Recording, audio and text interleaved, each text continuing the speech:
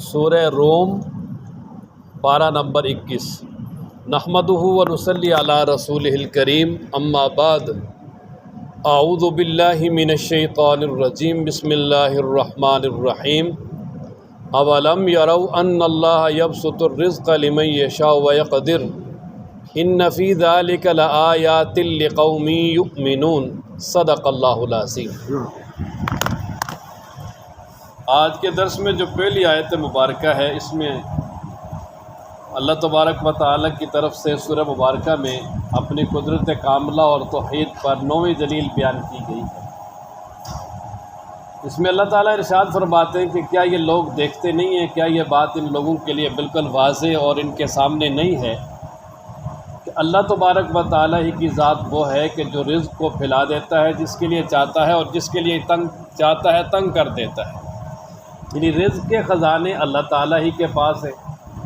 اللہ تبارک و تعالیٰ چاہتا ہے جس کے لیے تو رزق کی فراہی کر دیتا ہے، بہت زیادہ کھلا رزق دیتا ہے اس کو۔ اتنا زیادہ اللہ تعالیٰ رزق دے دیتے ہیں اسے کہ وہ اپنا اس کو حساب بھی نہیں ہوتا۔ وَيَرْزُقُ مَن يَشَاءُ بِغَيْرِ حساب۔ وَيَقْدِرُ، اور جس کے لیے چاہتا ہے تنگ کر دیتا ہے۔ یعنی ایک انسان ایسا ہوتا ہے کہ وہ بڑا محنتی بھی ہوتا ہے، بڑا قابل بھی ہوتا ہے، ذہین بھی ہوتا ہے، بعض دفعہ 2 وقت کی روٹی بھی نہیں پوری ہوتی اس کی۔ تو یہ اللہ تبارک و تعالیٰ کی تقسیم ہے۔ اگر رزق جو ہے وہ ذہانت پر ہوتا یا محنت پر ہوتا تو آئیے جو ذہین لوگ ہیں، محنتی لوگ ہیں، سب سے زیادہ ان کے پاس رزق ہوتا، اور جو بیوقوف اور جاہل ہیں اور اسی طرح جو کچھ بھی نہیں کرنے والے، ان کے پاس کچھ بھی نہیں ہوتا۔ لیکن عام معاشرے میں دیکھا جائے تو بہت سارے لوگ ایسے ہیں جو بڑے قابل ہوتے ہیں، بڑے ذہین، بڑی بڑی ڈگریاں، لیکن وہ ڈگریاں لے کے پھرتے ہیں، نوکری بھی نہیں ملتی، اگر ملتی ہے تو وہ بھی بڑی کم قسم کی ہوتی ہے۔ لیکن اس کے مقابلے میں جو اتنے بڑے ذہین بھی نہیں ہوتے لیکن بڑے بڑے بزنس مین بنے ہوتے ہیں، رزق کی فراوانی ہوتی۔ تو یہ اللہ تبارک و تعالیٰ کی تقسیم ہے۔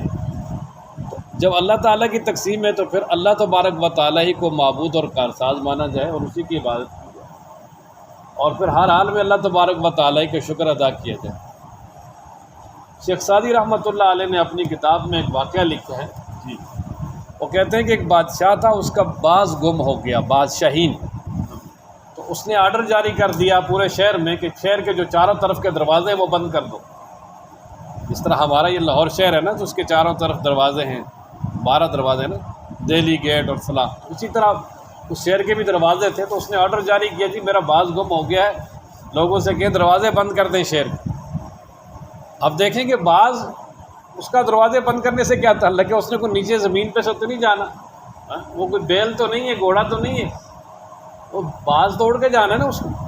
لیکن اس بادشاہ کی عقل دیکھیں،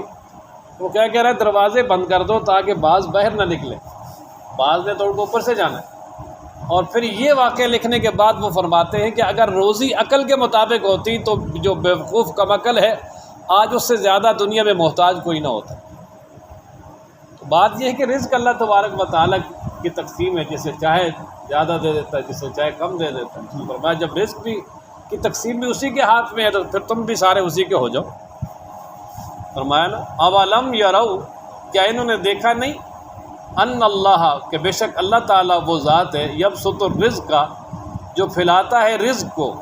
لمن یشاء، جس کے لیے چاہتا ہے، کشادہ کر دیتا ہے، ویقدر، اور تنگ کر دیتا ہے جس کے لیے چاہتا ہے۔ ان فی ذالک، بے شک اس میں، یعنی اس رزق کے تنگ زیادہ ہونے میں بھی، آیات، البتہ نشانیاں، لقوم یؤمنون، ایمان والی قوم کے لیے، کہ ایمان والے لوگ اس سے بھی جو ہے نا وہ استدلال کریں گے اللہ کی قدرت میں۔ فآت ذی القربى حقہ، اب اس سے پچھلی آیت میں اللہ تعالیٰ نے فرمایا کہ رزق کے خزانے اللہ کے پاس ہیں، جس کو چاہتا ہے زیادہ دیتا ہے، جس کو چاہتا ہے کم دیتا ہے۔ تو اس آیت مبارکہ میں اللہ تبارک و تعالیٰ نے اب فرمایا کہ اگر اللہ تعالیٰ نے کسی کو وسیع رزق دیا ہے، وسعت دے دی ہے رزق کی، تو اب اسے چاہیے کہ وہ رزق جو ہے نا وہ ان لوگوں کو دے جن کا اللہ نے اس کے مال میں حق رکھا ہے۔ کہ جس کو اللہ تعالیٰ نے رزق کی فراوانی دی ہے تو اس کے مال میں اللہ تعالیٰ نے غرباء کا حق رکھا ہے، اس میں جو قریبی رشتہ دار ہیں غربا ان کا بھی ہے، اور فرمایا جو دیگر مساکین ہیں ان کا بھی حق ہے، مسافر جو سفر میں ہیں، اگرچہ علاقے میں ان کے پاس مال بھی ہے لیکن سفر کی حالت میں ہیں، ان کے پاس مال و متاع نہیں ہے، کھانے پینے رہائش کے لیے کچھ بھی نہیں ہے، تو زکوٰۃ بھی ان کو دی جا سکتی ہے، زکوٰۃ کے مصارف میں سے بھی یہ مسافر بھی ہے۔ تو فرمایا کہ جو قریبی رشتہ داروں میں غربا ہیں یا عام مساکین ہیں یا مسافر ہیں، فرمایا ان کو ان کا حق دو۔ یہ ہے اللہ تعالیٰ فرماتے ہیں نا کہ فآت ذی القربى حقہ، قریبی رشتہ داروں کو ان کا حق دو، یعنی یہاں حق قرار دیا ہے کہ یہ جو غربا ہیں چاہے وہ قریبی رشتہ داروں میں ہیں چاہے وہ باہر ہیں، ان کا تمہارے مالوں میں حق ہے، اور یعنی ان کو دے کر تمہارا کوئی احسان نہیں ہے، بلکہ اللہ نے حق رکھا ہے اور وہ حق ان کا دے رہے ہو تم۔ بلکہ اللہ تعالیٰ دوسرے مقام پر ارشاد فرماتے ہیں وفی اموالہم حق معلوم للسائل والمحروم، کہ جو مومنین ہیں ان کے مالوں میں جو مانگنے والے ہیں یا نہیں مانگنے والے سفید پوش ہیں اور وہ غریب ہیں، فرمایا کہ ایمان والوں کے مالوں میں اللہ تعالیٰ نے ایک متعین حصہ رکھا ہے ان کے لیے، اس لیے فرمایا کہ فآت ذی القربى حقہ۔ اور پھر ویسے بھی حدیث مبارکہ میں ہے کہ جو قریبی رشتہ دار ہیں ان پہ صدقہ کرنے میں ڈبل ثواب ہے، ایک تو صدقے کا بھی ثواب ہے اور دوسرا صلہ رحمی کا بھی ثواب ہے، ڈبل۔ رشتہ داروں میں ایسے غربا ہوں تو ان کو دیکھنا چاہیے۔ آج ہمارے ہاں عموماً جو ہے نا وہ عموماً یہ نہیں کہ مطلب عمومی طور پہ قریبی رشتہ داروں کو لوگ دینا گناہ سمجھتے ہیں، بلکہ قریبی رشتہ داروں میں وہ شریکہ مانتے ہیں ایک دوسرے کو، ان کے ساتھ حسد رکھتے ہیں۔ حالانکہ جو سب سے زیادہ اگر خدا نخواستہ کسی کی بہن ہے یا کسی کا بھائی ہے یا کسی کا چچا زاد بھائی ہے، برادری میں کوئی غریب ہے، سب سے پہلا حق اس کا ہے، اس کو دو۔ اللہ اکبر۔ بہترین صدقہ فرمایا وہ ہے کہ جو کوئی آدمی اپنی اس بیٹی پہ کرے جو بیٹی طلاق ہو کر واپس آ جائے یا اس کا خامند فوت ہو جائے اور وہ ماں باپ کے گھر آ جائے اور ماں باپ پہ اس کی کفالت آ جائے، تو فرمایا اس پر خرچ کرنا یہ بہترین ترین صدقہ ہے۔ اللہ تبارک و تعالیٰ نے ہر اعتبار سے ایمان والوں کے لیے نیکی رکھی۔ اولاد پہ خرچ کرنا جو عام اخراجات وہ بھی صدقہ ہے بہت بڑا، اس لیے فرمایا فآت ذی القربى۔ ہاں، اور ایک تو یہ ہے نا صدقہ خیرات، اور دوسرا یہ ہے کہ جو قریبی رشتہ داروں کے اللہ نے حقوق رکھے ہیں، بہنوں کا وراثت میں حصہ رکھا ہے، بھائیوں کا رکھا ہے، یعنی والدین کا رکھا ہے، دیگر پھوپھیوں کا رکھا ہے، جو عائز اقارب کا رکھا ہے، وہ تو فرض ہے، وہ تو دینا ہی دینا ہے۔ وہ اگر خدا نہ خواستہ نہیں دیں گے تو کل قیامت والے دن پکڑے جائیں گے اللہ کے دربار میں۔ فآت ذی القربى، پس دے دیجئے قریبی رشتہ داروں کو حقہ، ان کا حق، والمسکین، اور مسکینوں کو، وابن السبیل، اور مسافروں کو۔ ذالک خیر، یہ بہتر ہے، بہت اعلیٰ ہے، للذین، ان لوگوں کے لیے، یریدون، جو چاہتے ہیں، وجہ اللہ، اللہ کی رضا۔ وجہ کا ویسے معنی چہرہ ہے اور یہاں معنی کہ رضا، کہ جو اللہ تبارک و تعالیٰ کی رضا چاہتے ہیں تو یہ غربا اور مساکین اور قریبی رشتہ داروں کو دینا بہت ہی بہتر ہے۔ اور فرمایا کہ وَأُولَئِکَ، یہی لوگ ہیں، ہم المفلحون، جو کہ کامیاب ہیں، کہ جو یہ حقوق اللہ تعالیٰ نے جس کے مالوں میں رکھے ہیں، وہ مالوں میں سے اللہ کا حق جو رکھا ہے اللہ نے وہ ادا کرتے ہیں، وہی کامیاب ہے۔ اب معلوم ہے کہ جو ادا نہیں کرتے تو فرمایا وہ کامیاب نہیں ہے، وہ ناکام ہے۔ وَمَا آتَيْتُم مِّن رِّبَا۔ اب اس آیت مبارکہ میں اللہ تبارک و تعالیٰ نے سود کی مذمت بیان کی کہ اللہ تبارک و تعالیٰ فرماتے ہیں کہ وہ مال جو تم سود پہ دیتے ہو تاکہ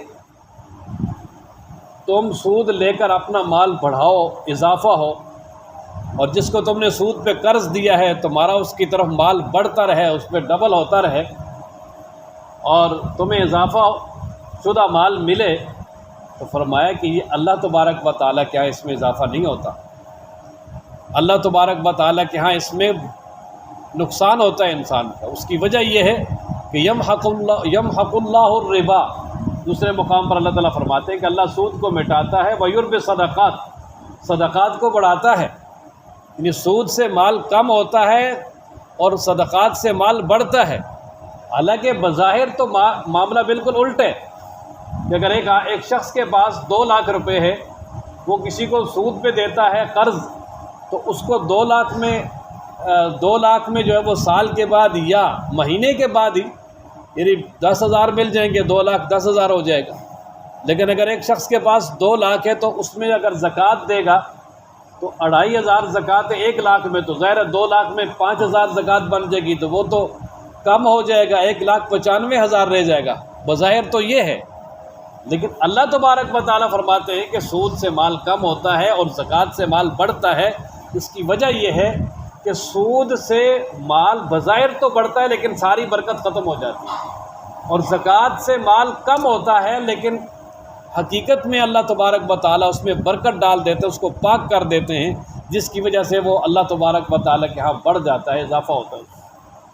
اور برکت بڑی چیز ہے، برکت نہ ہو تو کروڑوں بھی کچھ نہیں ہے، برکت ہو تو لاکھوں جو ہے وہ کروڑوں بن جاتے ہیں۔ مولانا شبیر احمد عثمانی رحمۃ اللہ علیہ نے بڑی بہترین مثال کے ذریعے سمجھایا۔ وہ فرماتے ہیں سود کی مثال ایسے ہے جیسے کسی انسان کے جسم پہ ورم آ جائے، پھول جائے، یا کسی انسان کے جسم پہ بے بہا چربی آ جائے، اور یا یہ کسی انسان کا جسم بہت ہی زیادہ بڑھ جائے یہاں تک کہ وہ چلنے پھرنے سے بھی رہ جائے۔ اب بظاہر تو جسم بڑھ رہا ہے لیکن حقیقت میں کہہ دیے وہ کمزوری آ رہی ہے، جتنا جسم میں اضافہ ہوگا اتنی کیا آ رہی ہے، کمزوری آ رہی ہے۔ اور عام زکوٰۃ کی مثال ایسے ہے کہ جیسے کوئی شخص انسان ورزش کرتا ہے، محنت کرتا ہے، جس طرح یعنی حضرات یوگا کرتے ہیں یا کوئی جس طرح کے ورزش کرتے ہیں، اس ورزش سے مقصد یہ ہوتا ہے کہ ہمارا جسم مضبوط ہو، ہم توانا ہوں، تو اس میں ایسا ہی ہوتا ہے۔ بظاہر تو وہ ظاہر وزن کم ہوتا ہے اور جسم سکڑ جاتا ہے لیکن اس میں طاقت زیادہ آتی ہے، مضبوطی آتی ہے۔ تو یہی بہن ہی جو ہے وہ زکوٰۃ اور سود کا معاملہ ہے۔ اس لیے سود جو ہے یہ ایسی چیز ہے کہ جو ایک تو ہے جو آدمی خود سودی معاملہ کرتا ہے، ایک تو اس کا مال میں برکت ختم ہوتی ہے، دوسرا یہ ہے کہ من حیث الامت، پوری امت جو ہے وہ آج اللہ تعالیٰ کے ساتھ حالت جنگ میں ہے، کیونکہ اللہ تبارک و تعالیٰ خود فرماتے ہیں کہ سود کو چھوڑ دو، اگر نہیں چھوڑو گے تو فاذنوا بحرب من اللہ ورسولہ، اور جس کے ساتھ حالت جنگ ہو اس پہ رحم نہیں کیا جاتا۔ آج اسی لیے اللہ تعالیٰ کی رحمت سے ہم معروم ہیں۔ اللہ اکبر۔ اس نے فرمایا کہ سود سے مال بڑھتا نہیں ہے، فرمایا اس سے کم ہوتا ہے۔ اچھا، ایک صورت تو یہ ہے، اور دوسری اس کی صورت ایک یہ بھی علماء نے لکھی ہے، بعض علماء نے یہ بھی لکھی ہے کہ یہاں اس سود سے مراد ایک تو بڑا سود ہے نا جی، اور ایک اس سے مراد وہ ہدیہ اور تحفہ بھی ہے کہ جو کوئی شخص کسی کو دیتا ہے اس نیت سے تاکہ وہ مجھے زیادہ واپس کرے، مثلا شادیوں میں جس طرح یہ نیوتا اور نیندرا وغیرہ کے نام سے پیسے دیے جاتے ہیں، تو اس میں دینے والے کی باقاعدہ یہ نیت ہوتی ہے کہ میں اس کو 10,000 دوں گا، وہ مجھے 11,000 واپس کرے گا، مجھے زیادہ واپس کرے گا۔ یا وہ کسی بڑے کو چھوٹا ہدیہ دیتا ہے اس لیے تاکہ یہ بڑا مجھے ڈبل کر کے واپس کرے، زیادہ ہدیہ دے، تو یہ چونکہ دیتے وقت اس کی نیت ہوتی ہے اضافے کی، اس اعتبار سے یہ بھی سود ہے۔ اور خاص کر شادیوں کے موقع پر اس نیت سے یہ نیندرا اور یہ نیوتا وغیرہ جس کو کہتے ہیں دینا،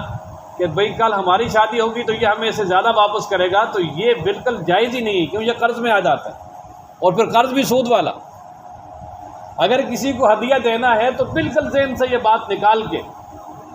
واپسی کی بالکل جو ہے وہ ذہن میں ہی نہ ہو۔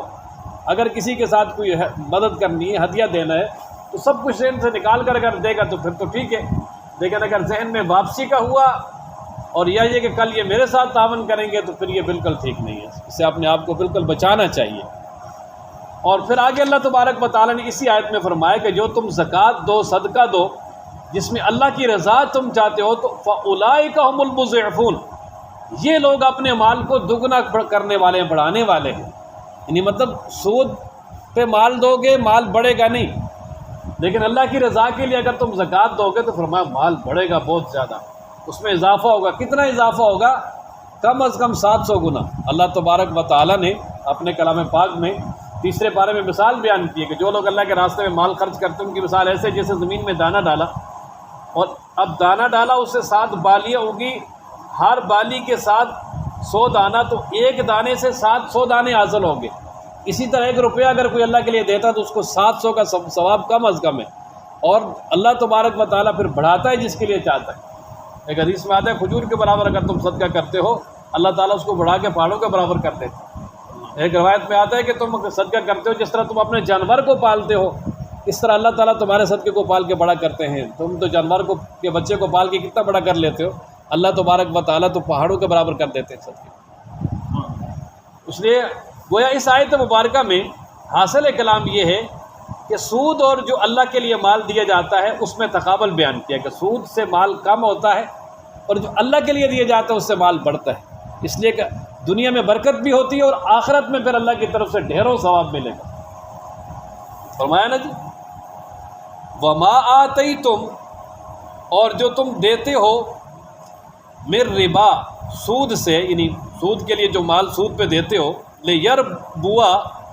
تاکہ وہ بڑھتا رہے، فی اموال الناس، لوگوں کے مالوں میں، تو فلا یربو، پس وہ نہیں بڑھتا عند اللہ، اللہ کے ہاں، کہ جو مال تم سود پہ دیتے ہو تاکہ وہ بڑھتا رہے لوگوں کے مالوں میں، یعنی تمہارا مال ان کے ہاں بڑھتا رہے اور بڑھا چڑھا کے پھر تمہیں واپس ملے. فلا یربو عند اللہ، وہ اللہ تعالیٰ کے ہاں نہیں بڑھتا. وما آتیتم من زکوٰۃ، اور جو تم دیتے ہو زکوٰۃ سے، تریدون وجہ اللہ، جس سے تم چاہتے ہو اللہ کی رضا، تو فاولئک، پس یہی لوگ ہیں، هم المضعفون، جو کہ اپنے مالوں کو بڑھانے والے ہیں، یعنی ان کا مال اللہ تعالیٰ کے ہاں بڑھتا ہے، بہت اضافہ ہوتا ہے اس میں. اللہ الذی، یہ سورہ مبارکہ میں جو اللہ تعالیٰ نے اپنی وحدانیت اور توحید اور قدرت کاملہ پہ دلائل بیان کیے ہیں، ان میں سے 10ویں دلیل ہے، اور وہ یہ ہے کہ اللہ تبارک و تعالیٰ فرماتے ہیں کہ اللہ ہی وہ ذات ہے جس نے تمہیں پیدا کیا،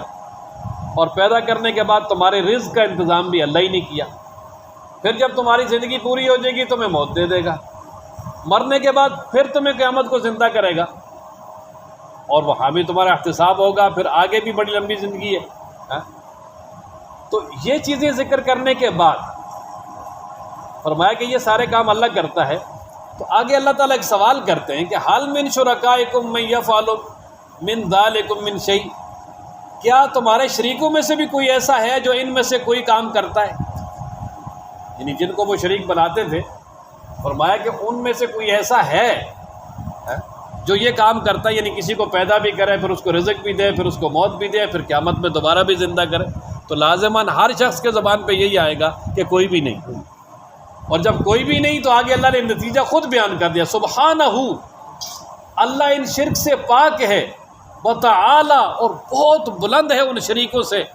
جن کو یہ اللہ کے ساتھ شریک کرنے کی کوشش کرتے ہیں، کیونکہ وہ سارے مخلوق ہیں، اللہ خالق ہے، کہاں خالق اور کہاں مخلوق برابر کہاں ہو سکتے ہیں. فرمایا نا اللہ الذی، اللہ وہ ذات ہے، خلقکم، جس نے تمہیں پیدا کیا، ثم رزقکم، پھر تمہیں رزق دیا، تمہارے رزق کے اسباب، ثم یمیتکم، پھر تمہیں مارے گا. یہ پہلے دو ماضی کے صیغے استعمال کیے نا، کہ پہلے پیدا کیا پھر رزق دیا، اور موت چونکہ بعد میں آ رہی ہے تو ثم یمیتکم، پھر تمہیں مارے گا، اس کے لیے مضارع کا صیغہ استعمال کیا. ثم یحییکم، پھر تمہیں زندہ کرے گا. حل من شرکائکم، کیا ہے تمہارے شریکوں میں سے میں کوئی، یفعل، جو کرے یا جو کرتا ہے، من ذالکم من شیء، ان کاموں میں سے کچھ بھی، کہ ان کاموں میں سے کوئی کام تمہارے شریکوں میں سے کوئی ہے جو ان کاموں میں سے کوئی کام کر سکتا ہے یا کرتا ہے؟ کوئی بھی نہیں. ظاہر ہر آدمی کی زبان پہ یہی ہوگا، اور مشرکین بھی مانتے تھے. تو پھر اللہ نے خود ہی فرما دیا، سبحانہ، وہ پاک ہے، وتعالی، اور بلند ہے، عما یشرکون، ان سے جن کو وہ اللہ کا شریک بناتے ہیں. اللہ تعالی ہم سب کو قرآن پڑھنے، سمجھنے، عمل کرنے کی توفیق عطا فرمائے.